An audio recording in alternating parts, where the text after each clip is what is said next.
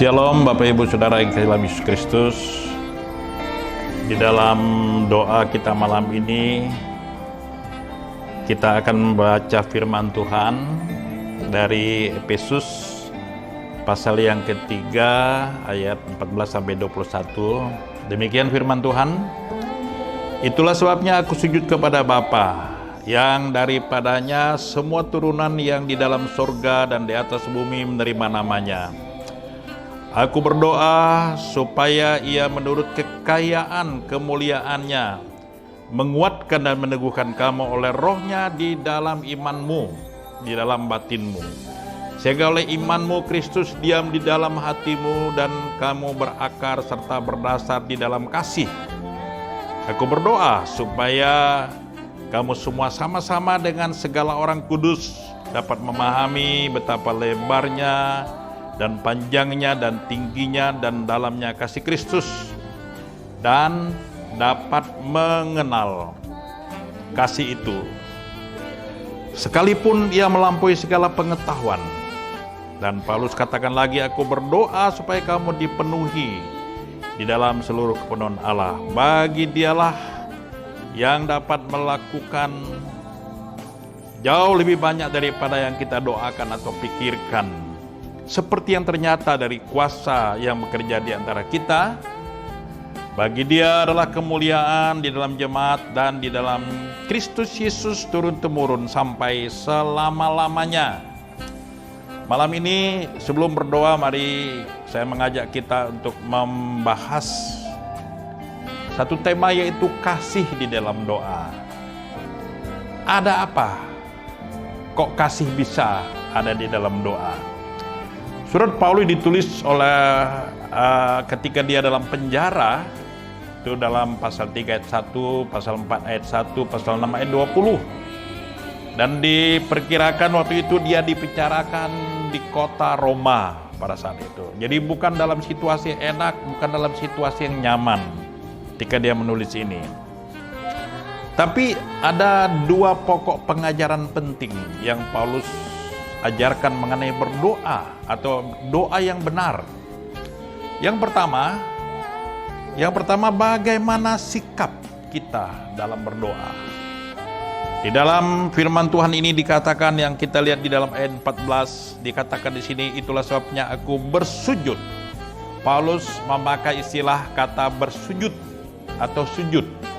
Bersujud artinya sikap merendahkan diri dan penuh hormat dan ucapan syukur kepada Allah yang sedalam-dalamnya, karena Allah kita adalah Allah yang maha tinggi. Saudara yang kasih, itulah yang juga diajarkan oleh Tuhan Yesus di dalam Injil Lukas. Kalau kita baca di situ pasal 18 ayat 9 sampai 14. Ketika itu Yesus mengajarkan bagaimana dengan dua orang yang berdoa, ada orang Farisi dan ada pemungut cukai. Orang Farisi itu berdoa, dia berdoa dengan angkuh, dengan sombong. Dia katakan, oh saya tidak seperti pemungut cukai itu, saya orang baik, kira-kira seperti itu. Tetapi pemungut cukai berdoa, dia berdiri dari jauh dan dia merasa tidak layak berdoa. Dan apa yang dikatakan Yesus di situ? Pengajaran Yesus dikatakan, sebab barang siapa yang meninggikan dirinya, dia akan direndahkan. Itu Lukas 18 ayat 14. Dan barang siapa yang merendahkan diri, ia akan ditinggikan. Itu pengajaran Yesus mengenai bagaimana berdoa dengan bersujud kepada Allah. Saudara yang kekasih, Rasul Paulus menyebut juga di situ kata Bapa. Ya, itulah sebabnya aku bersujud dan berdoa kepada Bapa yang mengepalai keluarga Allah yang besar itu. Saya ambil dari firman Allah yang hidup ayat 14. Nah, sikap ini adalah sikap yang tegas bahwa Allah itu merupakan Allah sang pencipta langit, bumi dan segala isinya, termasuk saya dan saudara ada di dalamnya. Dan di sini juga bermaksud bahwa Dia adalah penguasa Dia adalah pencipta kita semua. Dia adalah Bapa kita. Oleh karena itu, ketika kita berdoa, selain kita bersujud, kita menyebut Dia Bapa. Dia adalah penguasa hidup kita, termasuk kita yang hidup di dunia ini, termasuk juga mereka yang sudah dipanggil. Itu sebab Dia katakan, Dia Bapa, Dia mengepalai keluarga Allah, baik yang di bumi ini maupun yang di surga. Oleh karena itu, saudara yang kasih, ketika kita berdoa, kita adalah masuk dalam satu keluarga, yaitu keluarga Allah, di mana kita adalah anak dan Dia adalah Bapa kita. Lalu yang kedua, Paulus mengajarkan bahwa melalui doa kita bisa menyatakan kasih kita. Maksudnya apa di sini? Paulus mengajarkan bagaimana kita menyatakan kasih sekalipun kita tidak memberikan harta benda. Saudara, secara logika begini, kita tidak mungkin mendoakan orang yang dimana hati kita tidak respect, hati kita tidak mengasihi.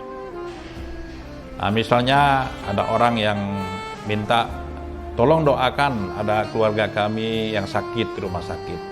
Tapi kalau hati kita tidak mengasihi, ya kita mungkin doanya asal-asal saja. Tetapi kalau dalam hati kita ada kasih, maka kita serius, kita sungguh-sungguh berdoa. Kenapa? Karena ada saudara kita yang sakit, karena ada saudara kita yang dalam pergumulan. Nah, itu sebabnya kita tidak memberikan materi, kita tidak datang untuk membantu dia secara finansial, tetapi ketika kita mendoakan dia dengan penuh kasih, walaupun kita tidak punya harta benda untuk menolong dia, itulah yang masukkan Paulus di sini di dalam pasal 1 ayat 6 dia katakan di situ. Dan melalui doa di dalam kasih ini, maka ada 3 hal penting yang Paulus mau sampaikan. Di dalam ayat yang ke-17, dia katakan begini dalam ayat 17, sehingga oleh imanmu, Kristus diam di dalam hatimu dan kamu berakar, serta berdasar di dalam kasih. Nah itu dia, jadi Roh Kudus menguatkan batin kita, supaya kita bisa mengasihi. Lalu ayat yang ke-18 dikatakan, mengapa kita bisa mendoakan dalam kasih? Supaya orang yang kita doakan itu akan mengalami, memahami kasih Allah dengan benar. Aku berdoa supaya kamu bersama-sama dengan segala orang kudus dapat memahami betapa lebar dan panjangnya dan tingginya, dalamnya kasih Kristus.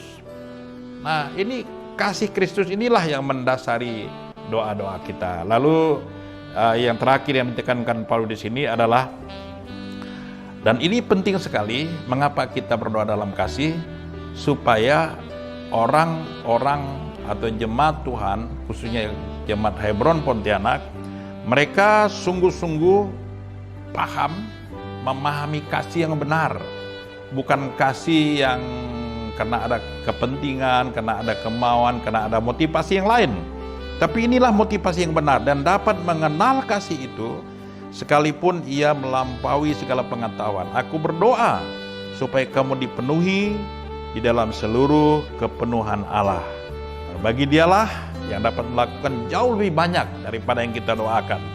Jadi kita bisa saja berdoa tapi terbatas. Tetapi ketika kita masuk di dalam arena kasih Kristus itu, maka Roh Kudus, Tuhan Yesus akan membuat doa kita ini semakin mantap. Dan akhirnya bagi Dialah kemuliaan di dalam jemaat, di dalam Kristus Yesus turun-temurun sampai selama-lamanya.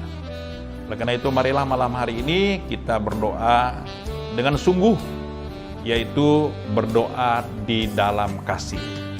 Ketika kita tidak mengasihi, kita tidak akan bisa berdoa secara efektif. Ketika kita tidak mengasihi, maka doa kita sia-sia. Ketika kita tidak mengasihi, maka doa kita hampa. Tetapi sebaliknya, ketika kita mengasihi dengan sungguh, maka apa yang kita doakan, apa yang kita pikirkan, maka Tuhan yang akan menolongnya. Mari kita berdoa. Bapa di surga, kami bersyukur malam hari ini kami sudah diingatkan oleh firman Tuhan bahwa kami harus berdoa di dalam kasih, dan kasih yang berasal dari Allah di dalam Yesus Kristus Tuhan. Haleluya. Amin.